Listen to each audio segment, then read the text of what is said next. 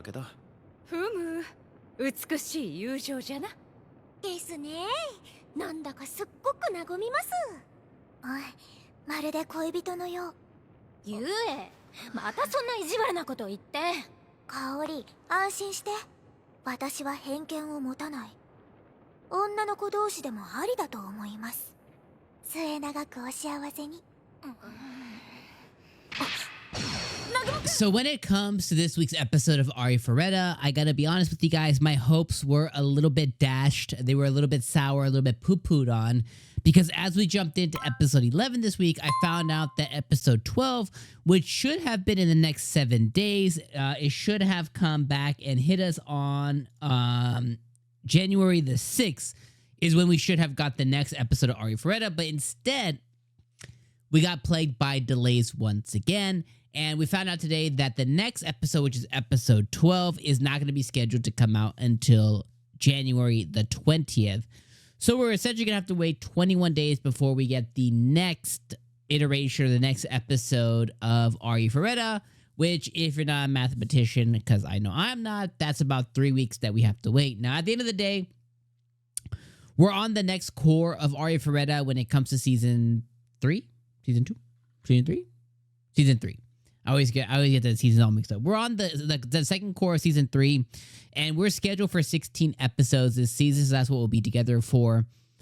So at the end of the day, it's not the biggest deal in the world. It just sucks that we're hit with yet another delay for this show, and now we have to wait another 3 weeks before we get the pickup or before we get the continuation of the show. So I think that kind of sucks quite a bit. Especially with the way this episode ended. It ended where basically like we're in the middle of them doing the labyrinth right now. And because of that, we got ended off on a weird note where Hajime is finally seeing himself. Now, let's jump into the actual episode. So one of the things I want to say is one of the funniest moments that happened this week was definitely Hajime noticing how chuny he is. He's like, oh my God, I had never known. I was like, am I that chuny? He's like, oh my God. He's like, and he falls on his knees. He's like, oh, I'm so chuny. And if you don't know, chunibyo means like, basically chuny stands for chunibyo, and chunibyo is something that if you look it up, I think don't quote me, you guys can go look it up on Google, but essentially it's like middle school kid syndrome. And it's where you're in that weird stage in between elementary and high school where you still kind of use your imagination quite a bit. Unfortunately, as you get older, you kind of lose that wonder, that childlike wonder, that imagination. And it's something that, basically, kids tend to think of themselves as a hero or a villain, or that they have some kind of, special powers. Or if you remember being on the schoolyard back in the day, well, maybe, maybe you're a lot younger than I am, but when I was in the schoolyard back in the day, I think I was like in 5th grade, and Dragon Ball Z it was just getting really large in the West, and you would pretend to be like Trunks or Goten, or you pretend to be, Frieza, or stupid monkey, or Cell, or one of the kids would be Goku or Vegeta or whatever, right? Like you would pretend to be these things, and you'd be out there going, you'd be charging up, your charge cannon, or whatever. That's where you see in anime where like, oh, my eye is trembling.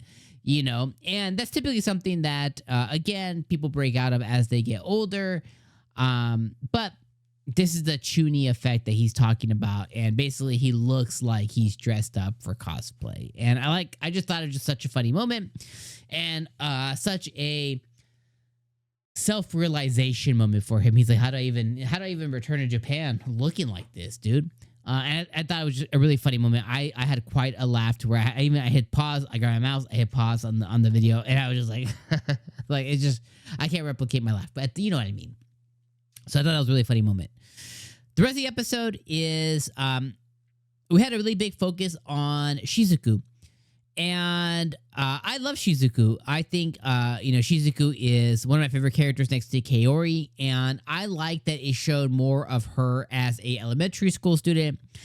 And it showed part of her personality, which is being a big people pleaser. And she's one of those kids who says yes to everything because she thinks that's the path for people to like her, and she doesn't want to be hated. So that's the quickest path, is to just say yes, yes, yes. You know, would you do this? Yeah, I can do that. Can you do this? Yes. Or Shizuku can do that. Yes, I can. You know, kind of thing.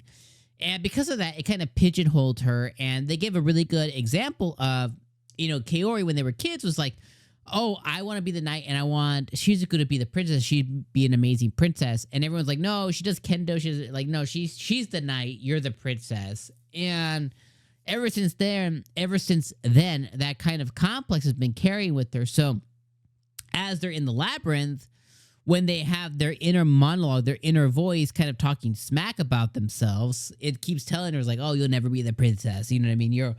You'll always be the whatever, you know? And I just thought it was a really cool thing. And they all had it, right? 𝐜𝐴 had it. Hajime had it. 𝐡 had it. You know, all the girls, everybody had their inner dialogue, talking smack and stuff. And 𝐜𝐴 really affected 𝐜𝐴 quite a bit, to where it made him, like, you know, punch walls and stuff, like get real angry.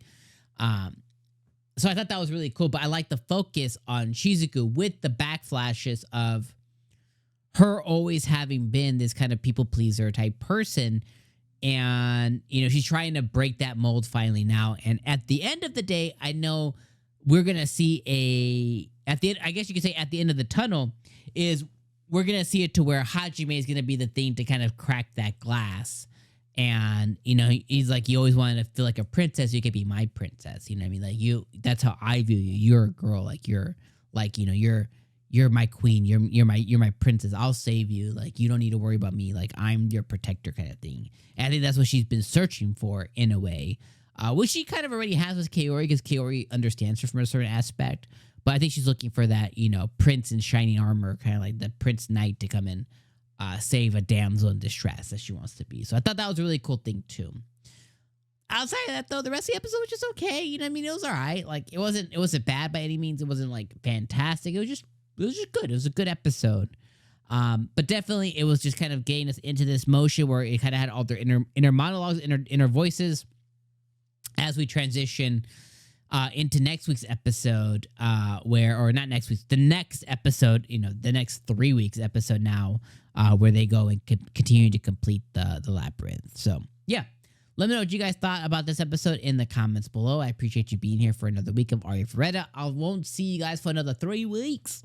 I won't see you for another 3 weeks, which really sucks. But hey, when Arifureta returns, I'll be here with you guys. Do me a huge favor. The videos coming up on the end screen are my big video where I go through, like, for an hour every single anime of the winter season that's coming up right around the corner. And I say, yep, yay, nay, that sucked, that's awesome.